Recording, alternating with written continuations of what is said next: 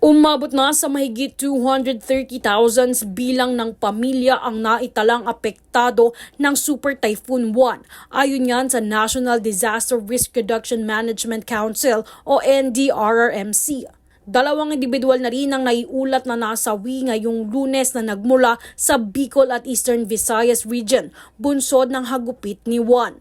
Makikita sa video ang baha sa Catanduanes kung saan umabot na sa halos hanggang bubong ng mga kabahayan. Bunsod nito, isa ang naitalang nasawi habang isa naman ang nasugatan ayon sa Provincial Information Office.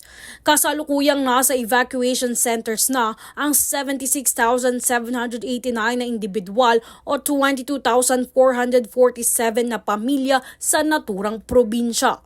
Kasunod nito ang search and rescue operations at clearing operation na isinagawa ng mga otoridad upang matiyak ang kaligtasan ng mga residente sa mga apektadong lugar. Sa kabilang banda, nakaranas naman ng storm surge ang baybaying bahagi ng Dingalan, Aurora bago ang paglandfall nito kahapon. Samantala, naglandfall ang Super Typhoon 1 sa Dinalungan, Aurora kung saan nakaranas ng malalakas na hangin at ulan sa lugar pati na rin ang pagkawala ng kuryente rito. Kasabay nito ang pagkasira ng mga kabahayan at pagkaputol ng mga puno sa lakas ng hangin na dulot ni Juan. Hindi na rin muna passable ang ilang mga kalsada sa naturang lugar.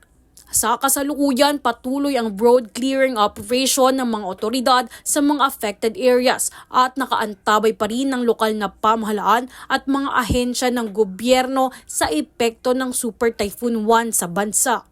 Sa kabilang banda, ayon naman kay Catanduanes Governor Patrick Azanza, nagsisimula ng bumangon ng probinsya mula sa pinsala ng bagyo. Nagsisimula na po kami na magkumpuni ng kanya-kanyang bahay at pinipilit na ibalik sa dati yung mga nasira ng Super Typhoon Uwan. Jovi Rodriguez, nag-uulat para sa Golden Nation Network.